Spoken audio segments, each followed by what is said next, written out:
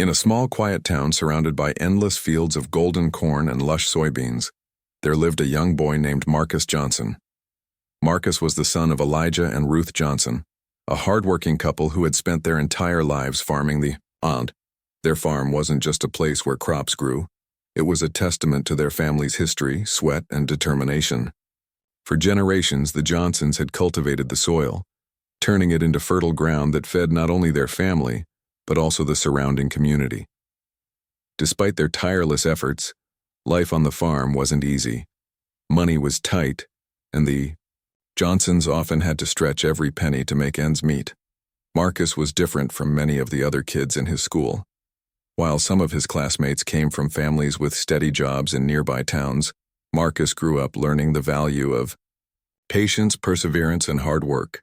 From a young age, he helped his parents tend to the crops, planting seeds, pulling weeds, and harvesting produce under the blazing sun.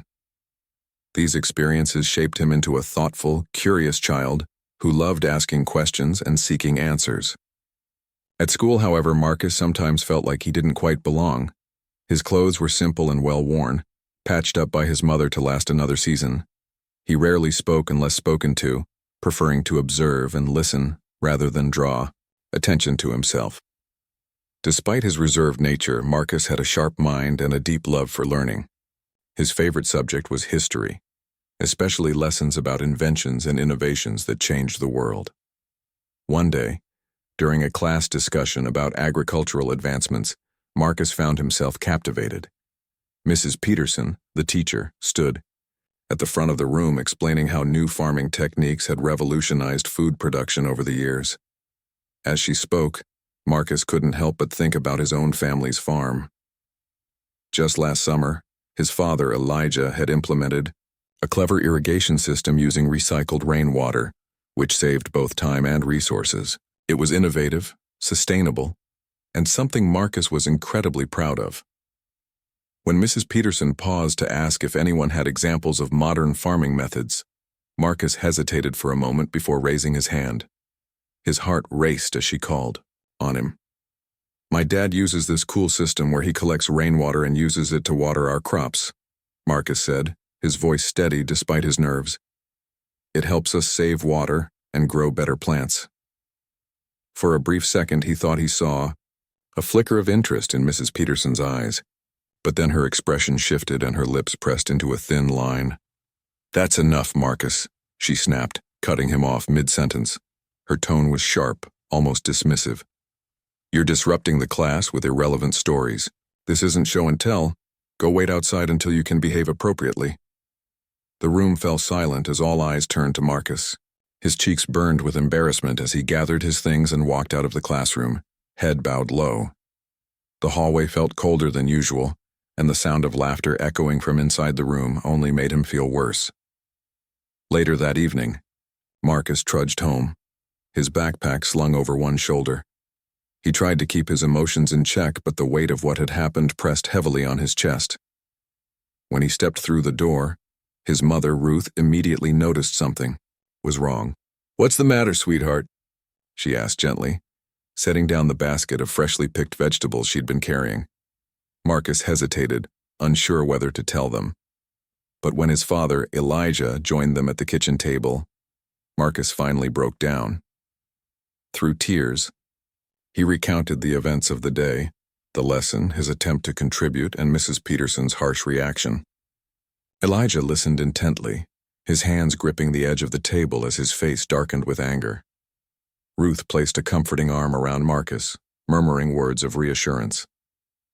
"You did nothing wrong, baby," she said softly. "Your ideas are important, and your voice matters." Elijah rose from his seat, pacing the room as thoughts swirled in his mind. He knew all too well what it felt like to be judged unfairly because of where you came from or what you looked like. Growing up, he'd faced similar biases, though he'd never let them break his spirit. Now seeing his son treated this way stirred something deep within him, a fierce protectiveness and a desire to set things right. "This isn't just about today," Elijah said firmly, turning to face his family. "It's about teaching Marcus and everyone else that we deserve respect, no matter what." That night, after Marcus went to bed, Elijah picked up the phone and dialed a number he hadn't called in months. On the other end, his younger brother James answered. James was everything Elijah wasn't. He lived in the bustling city of Chicago, drove luxury cars, and ran a successful business. But despite their differences, the two brothers shared a bond rooted in family loyalty and mutual respect. Elijah explained the situation in detail, his voice steady but filled with emotion. When he finished, James didn't hesitate. "I'll be there tomorrow," he said without missing a beat. "Let's remind them who we are." As the stars twinkled above the quiet farmhouse, plans began to take shape. The Johnsons weren't wealthy, but they carried something far more valuable: pride, resilience, and an unshakable belief in doing what was right. Little did they know their actions would soon send ripples through the entire town, leaving a lasting impact on everyone involved. The morning after Marcus's painful experience at school, the Johnson household buzzed with quiet determination. Elijah woke up earlier than usual, his mind racing with thoughts of how to address the injustice his son had faced. As he sipped, his steaming cup of coffee, staring out the window at the fields bathed in golden sunlight, he felt a mix of anger and resolve. His hands tightened around the mug as he replayed Mrs. Peterson's dismissive tone in his head. It wasn't just about Marcus being kicked out of class. It was about the message it sent. That someone like him, from a humble farming family, didn't deserve to be heard. Ruth joined him at the table, her expression soft but resolute. She placed a comforting hand on his arm. "We'll fix this," she said firmly, her voice steady despite the ache in her heart for her son. "Marcus shouldn't have to feel small because of who we are or what we do." Elijah nodded, appreciating her unwavering support. Together, they had always faced challenges as a team, and this moment was no different. Elijah decided to call his younger brother, James, whose life had taken a very different path. While Elijah stayed rooted in the soil of their ancestors, James thrived in the fast-paced world of business in Chicago. Despite their contrasting lifestyles, the brothers shared a deep bond forged by shared memories of growing up on the farm. They might not see each other often, but when one needed help, the other never hesitated. When James answered the phone, Elijah wasted no time explaining what had happened. He described Marcus's excitement about sharing his knowledge, the teacher's harsh response, and the humiliation his son had endured. "It's not just about today," Elijah said, his voice tinged with frustration. "This is bigger than us. If we don't stand up now, people will keep thinking they can treat kids like Marcus however they want." James listened intently, his usual cheerful demeanor giving way to seriousness. He could hear the pain in his brother's voice and knew this wasn't just another story. It was personal. Growing up, James had also faced moments where he felt underestimated because of where he came from. Though he'd left the farm behind, years ago, he carried those memories with him, shaping his drive to succeed in the competitive world of entrepreneurship. Hearing about Marcus's experience reignited those old feelings of frustration and injustice. "I'm coming tomorrow," James declared without hesitation, "and I'll bring the Rolls-Royce." Elijah chuckled softly at the mention of the car, knowing full well what kind of statement it would make. The Rolls-Royce Phantom wasn't just a vehicle, it was a symbol of success, luxury, and power. It represented everything people assumed a farmer's family could never achieve. James's plan was clear: show up, make an impression, and demand accountability. The next day, preparations began in earnest. Elijah and Ruth explained the situation to Marcus, assuring him that they were going to stand by him every step of the way. At first, Marcus was hesitant. He didn't want to cause trouble or draw more attention to himself, but his parents reassured him that standing up for fairness wasn't about causing problems, it was about making things right.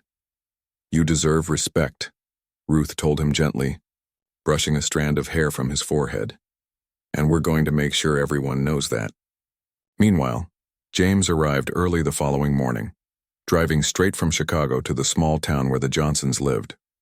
When the sleek black Rolls-Royce pulled into the driveway, it was impossible not to notice. Neighbors peeked out of their windows, curious about the unexpected visitor. Some even stopped mid-chore to gawk as the car gleamed under the morning sun. For a moment, The quiet countryside seemed to hold its breath. James stepped out of the car, dressed impeccably, in a tailored navy blue suit. His polished shoes clicked against the gravel driveway as he greeted Elijah and Ruth with a warm hug. Behind him stood Marcus, looking both nervous and intrigued. James knelt down to meet his nephew at eye level. "Hey, champ," he said with a reassuring smile. "You ready to show them exactly who you are?" Marcus nodded slowly, though his eyes still betrayed a hint of apprehension. Before heading to the school, the three men sat together in the living room to finalize their plan.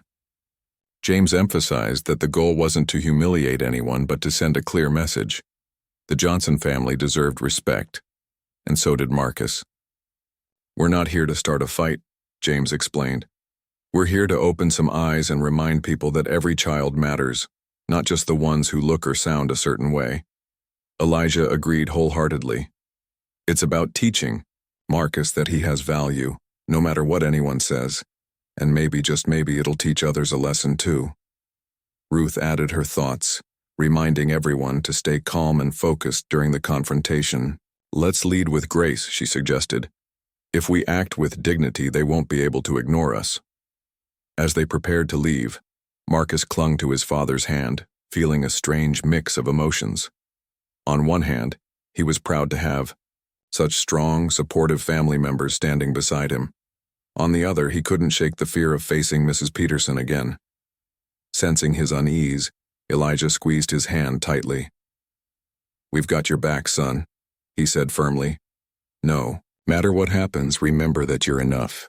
With that, the trio climbed into the Rolls-Royce, its engine purring softly as James eased it onto the road.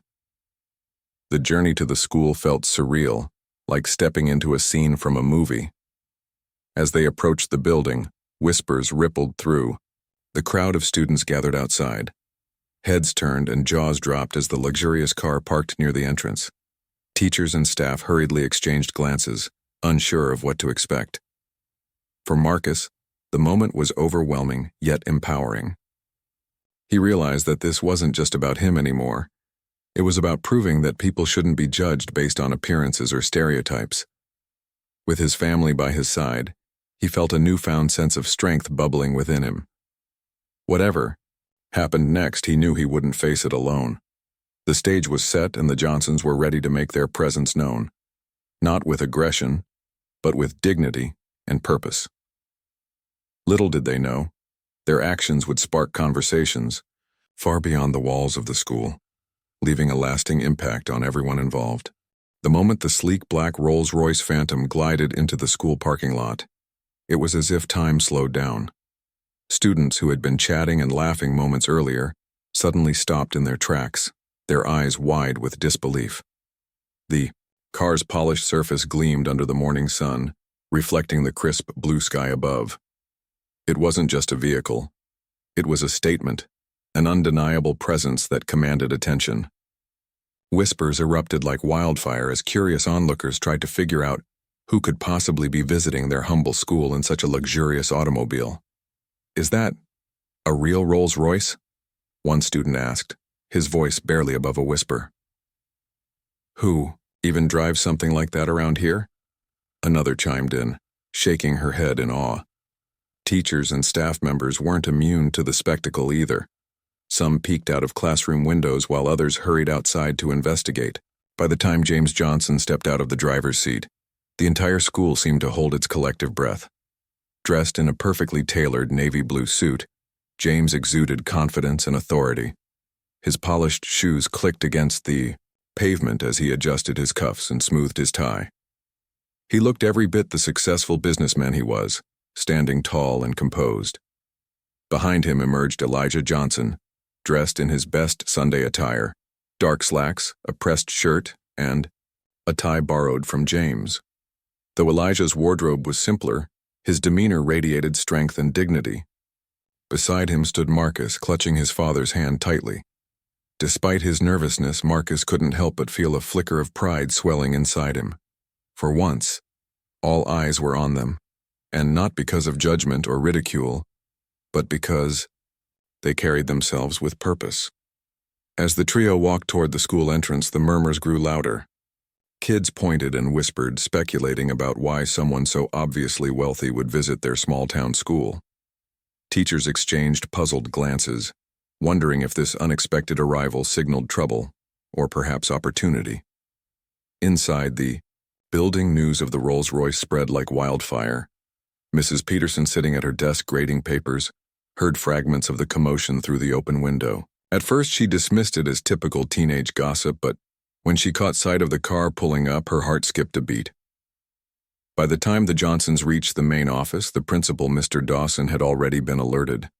A tall, balding man with glasses perched on the edge of his nose, Mr. Dawson prided himself on maintaining order within the school. However, nothing could have prepared him for the scene unfolding before him. When James introduced himself as Marcus's uncle and requested a meeting with both the principal and Mrs. Peterson, Mr. Dawson nodded nervously, ushering them into his office. Mrs. Peterson arrived shortly afterward, visibly flustered. Her cheeks flushed red as she entered the room, her arms crossed tightly across her chest. She avoided making eye contact with anyone, especially Marcus, whose quiet gaze followed her movements. The tension in the air was palpable, thick enough to cut with a knife. James wasted no time getting to the point. With calm yet firm precision, he explained the reason for their visit. "This isn't about revenge or causing problems," James began, his tone measured but authoritative. "It's about addressing what happened to my nephew Marcus yesterday. He was humiliated in front of his classmates for simply trying to contribute to a class discussion. That's unacceptable." He paused, letting his words sink in before continuing. "Marcus comes from a family that works tirelessly to provide for our community. We may not live flashy lives, but we take immense pride in what we do. Yesterday's incident sent a message, not just to Marcus but to everyone, that his voice doesn't matter. And that's something we can't let stand."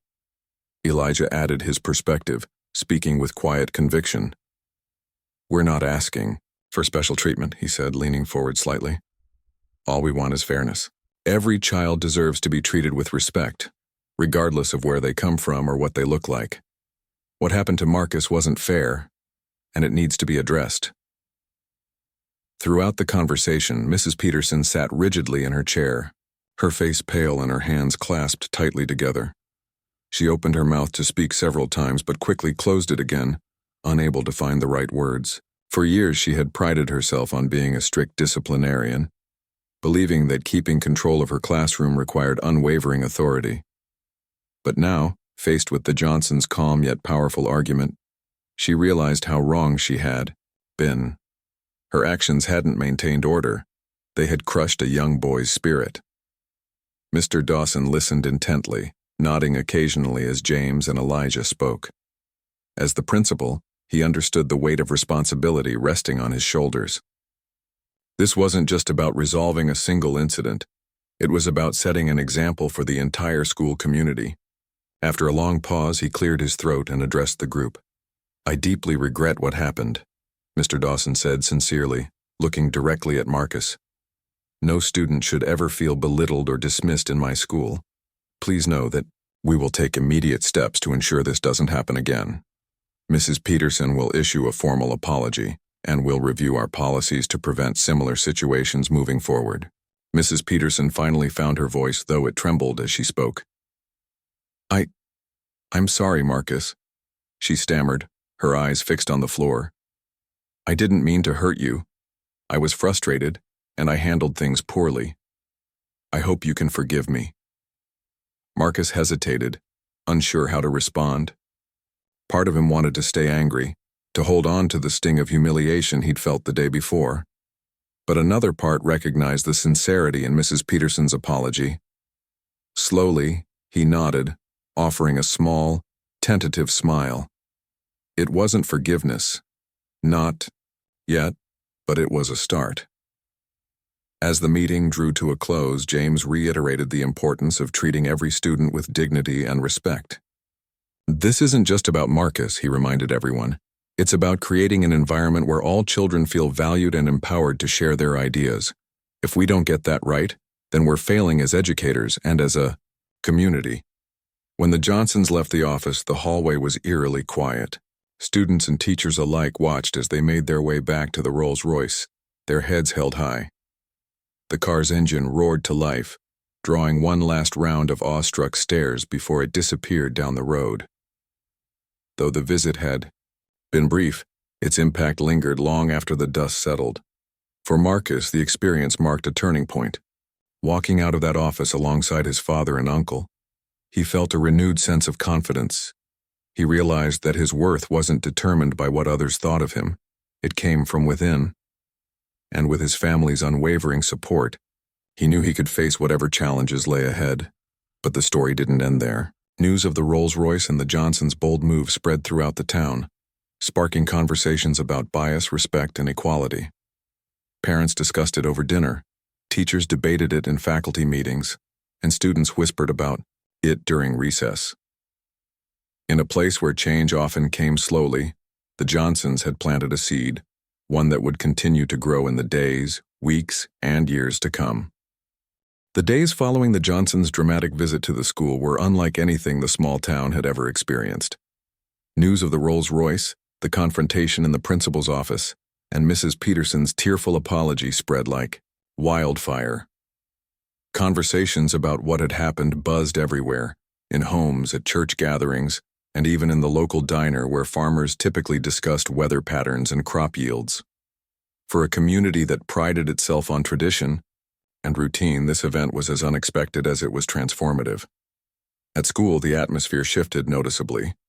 Teachers who had once dismissed Marcus as quiet or unremarkable now paid closer attention to him. They noticed his thoughtful contributions during class discussions and encouraged him to speak up more often. Even his classmates began treating him differently, not with pity or jealousy, but with genuine admiration for standing up against unfairness.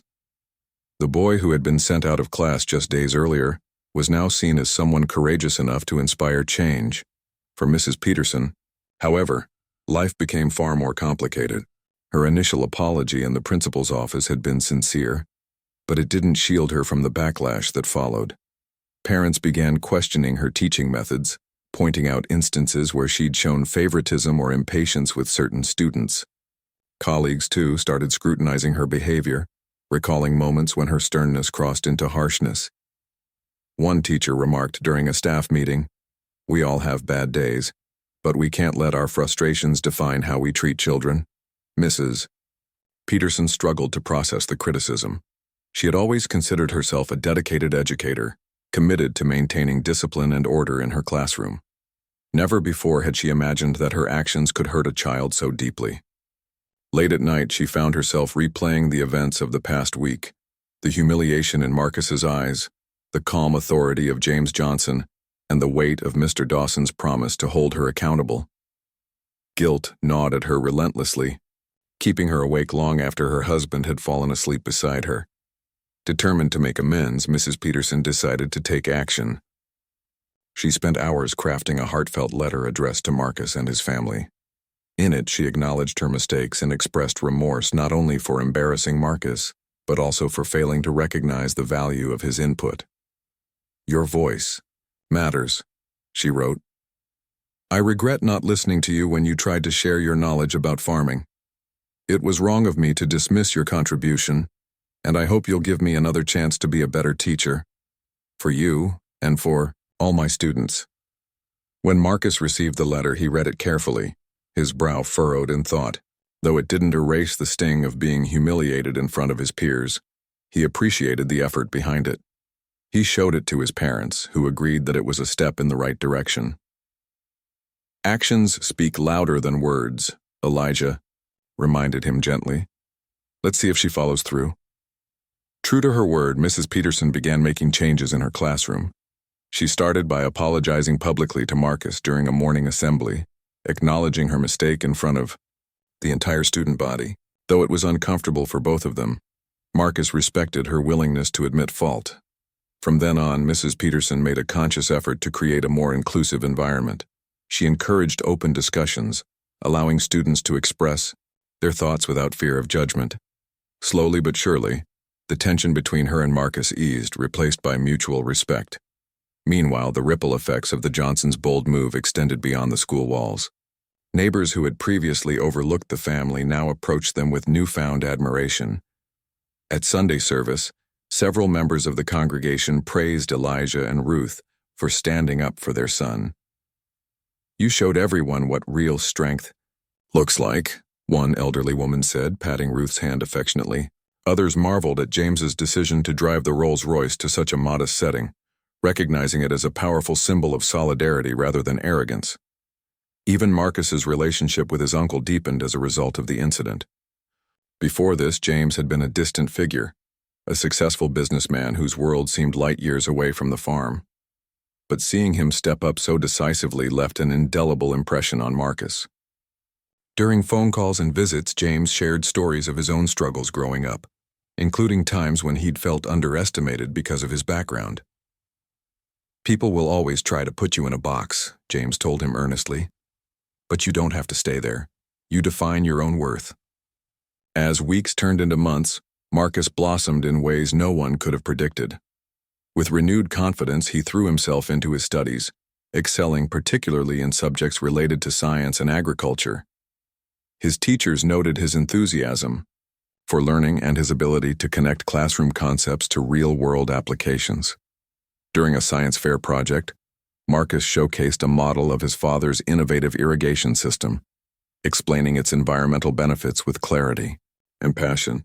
The judges were so impressed that they awarded him first place, sparking applause from the crowd.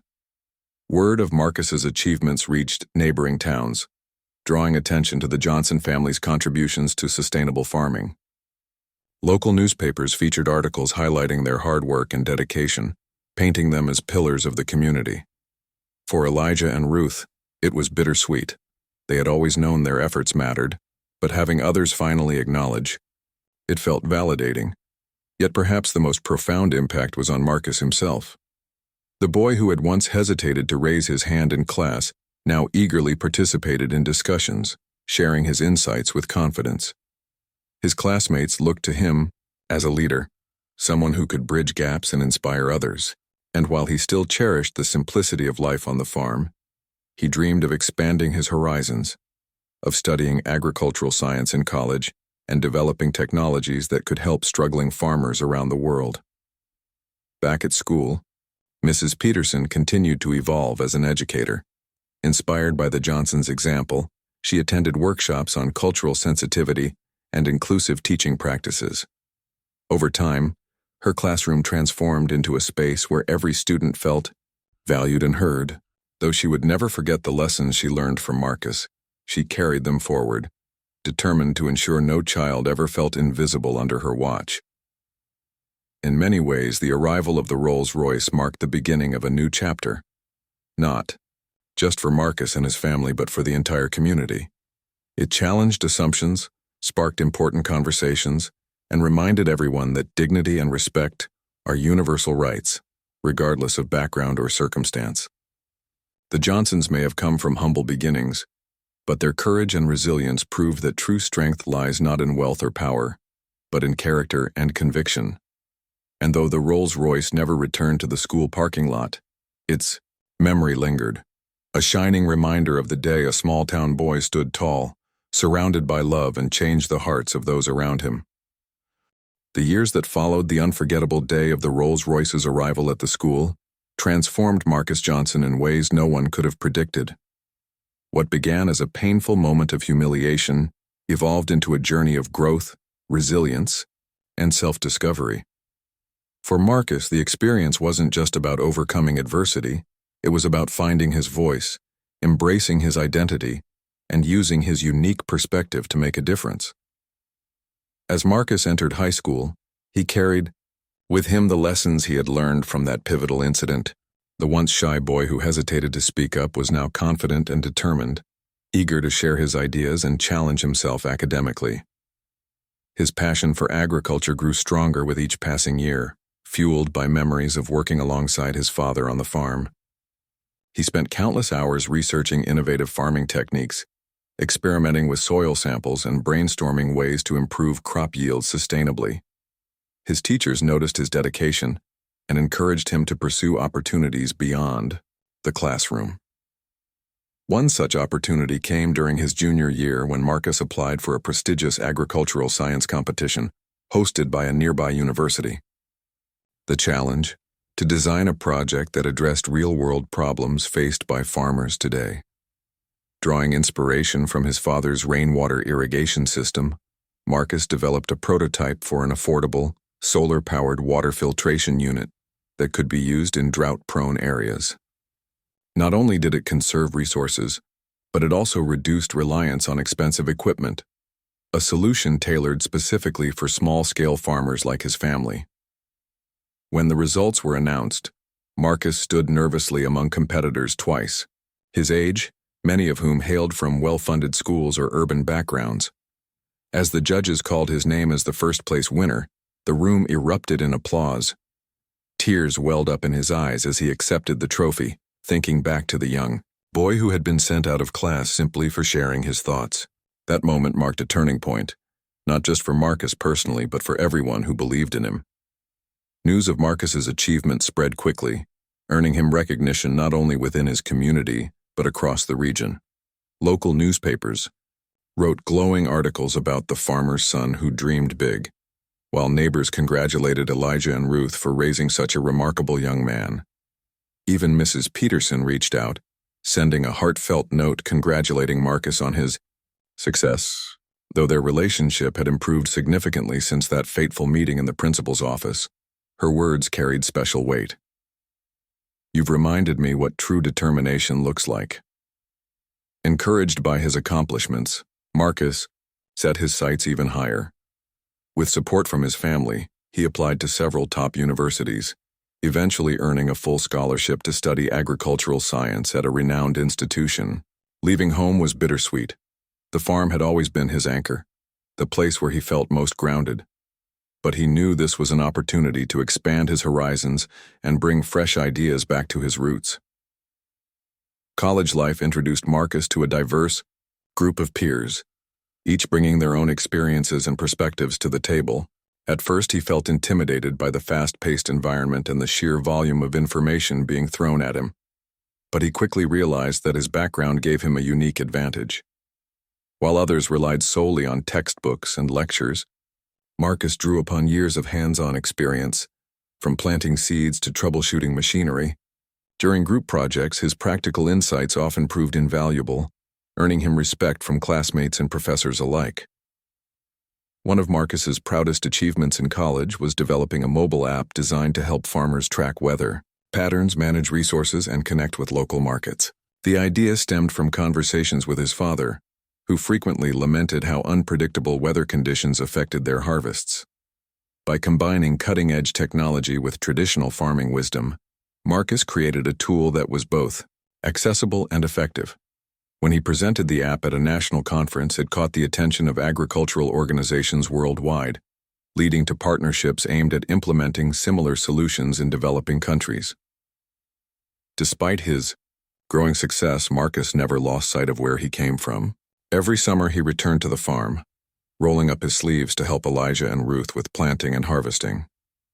These visits grounded him, reminding him of the values instilled in him since childhood: hard work, humility, and gratitude. He often shared stories of his college experiences with his parents, marveling at how far he'd come.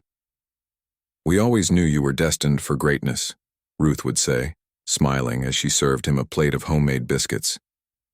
"But seeing it happen makes my heart swell with pride." Back in the small town, the impact of Marcus's journey rippled through the community. Inspired by his achievements, other students began pursuing their passions with renewed vigor. Teachers adopted more inclusive teaching methods, ensuring every child felt valued and heard. Even Mrs. Peterson continued to evolve, becoming one of the school's most beloved educators thanks to her commitment to fostering creativity and critical thinking. For Elijah and Ruth, watching their son thrive brought immeasurable joy. They often reflected on the day James arrived in the Rolls Royce, marveling at how something so simple had sparked such profound change. "It wasn't about the car," Elijah mused one evening as they sat on the porch, watching the sunset paint. "The fields in hues of orange and pink. It was about showing Marcus and everyone else that we're more than what people assume. We're strong, capable, and worthy of respect. Years later, after graduating at the top of his class, Marcus embarked on a mission to revolutionize agriculture on a global scale. Armed with the knowledge and skills he had acquired, he traveled to remote villages, helping struggling farmers implement sustainable practices. His work earned international acclaim, but Marcus remained humble, crediting his success to the unwavering support of his family and the lessons he had learned growing up. Though the Rolls-Royce incident had faded into memory, its legacy lived on. It served as a reminder that true strength lies not in wealth or status, but in courage, dignity, and the belief that every voice matters. And for Marcus Johnson, it was the catalyst that propelled him from a quiet farm boy to a visionary leader, proving that no obstacle is insurmountable when you stand tall and refuse to let anyone dim your light. Years turned into decades, and Marcus Johnson's journey became a story told not just within his family but across generations.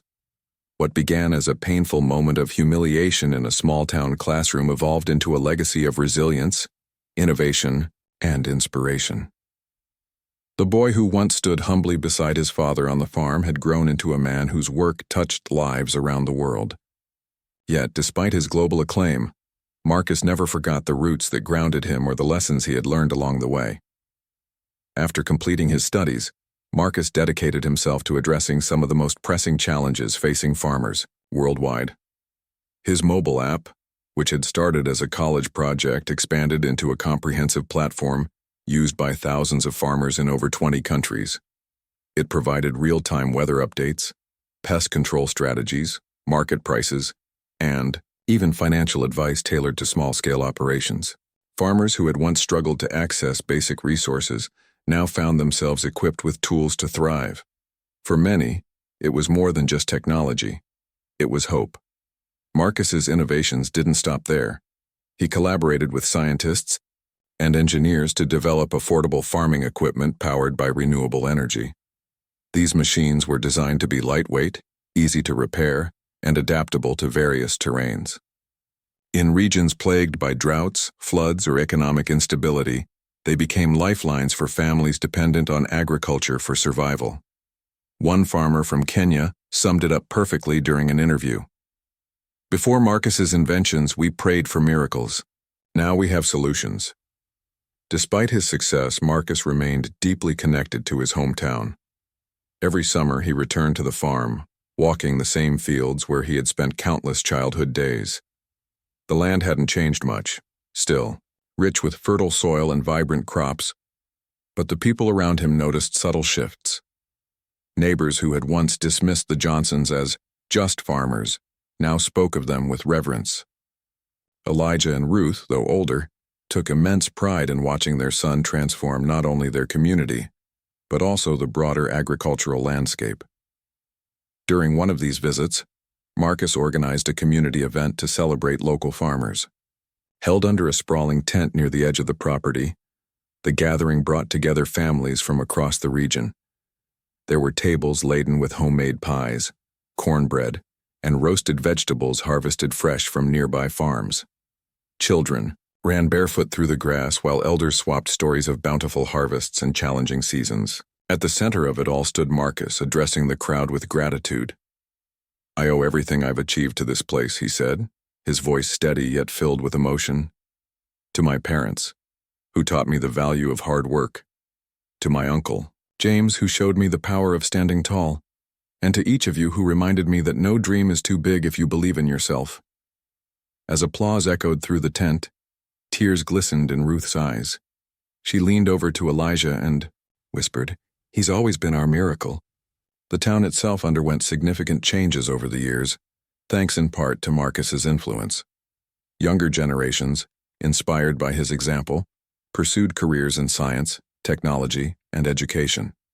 Schools introduced programs focused on sustainability and innovation, encouraging students to think creatively about solving real-world problems. Even Mrs. Peterson, long retired, often attended these events, marveling at how far the community had come since that fateful day in her classroom. For Mrs. Peterson, the transformation was personal as well as professional.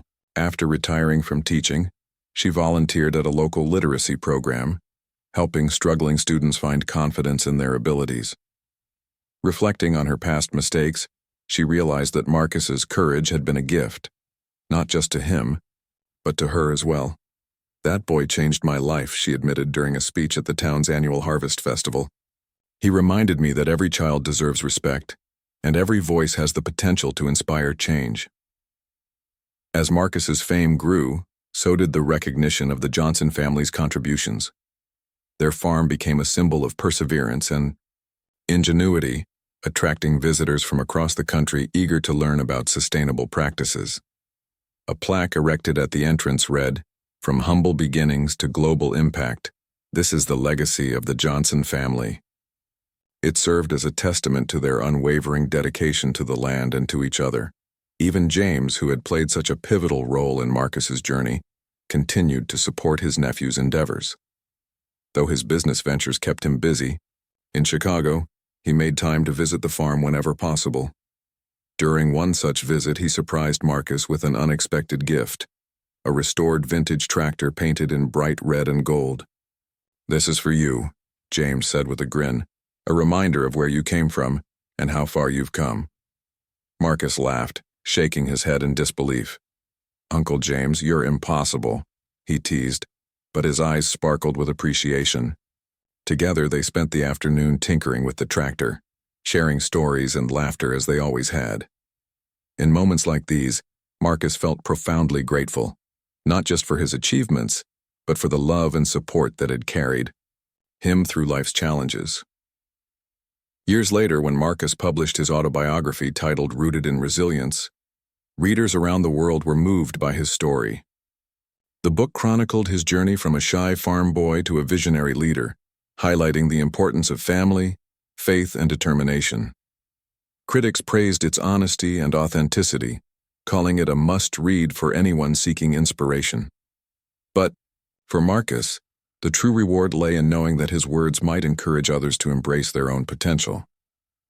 On the day the book was released, the entire town gathered at the local library for a signing event. Lines stretched out the door, filled with friends, neighbors, and strangers alike. As Marcus signed copies and posed for photos, he couldn't help but feel overwhelmed by the outpouring of love. One elderly woman approached him, clutching her copy tightly.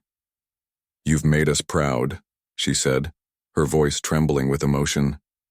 "Not just because of what you've done, but because of who you are." In the final chapter of his book, Marcus reflected on the lasting impact of that unforgettable day when the Rolls-Royce pulled into the school parking lot. "It wasn't about the car," he wrote.